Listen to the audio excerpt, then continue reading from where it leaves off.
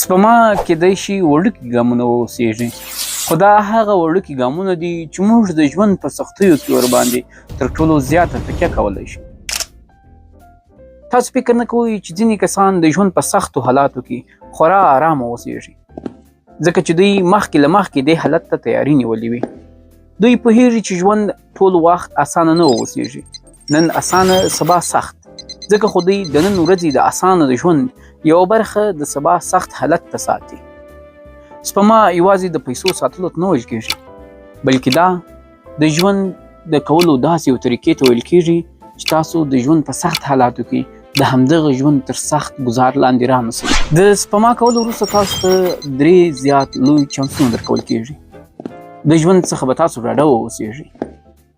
که چېرته تاسو ته کوم مشکل پیښیږي، تاسو په ډاډ سره کولی شئ د خپل پس انداز په واسطه باندې خپل مشکل حل کړئ. تاسو ته فرصت درکول کېږي.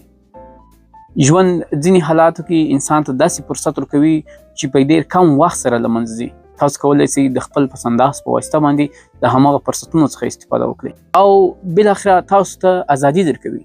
تاسو کولی شئ د خپل ژوند په ځینو خاصو حالاتو کې ښې پرېکړې وکړئ. تاسو د پریکړو کولو لپاره ازادي لرئ ترڅو د خپل سپما او پس انداز په واسطه باندې هغه حالتونه ځان ته غوره کړئ کوم حالتونه چې تاسو د ځان لپاره غوره بولئ.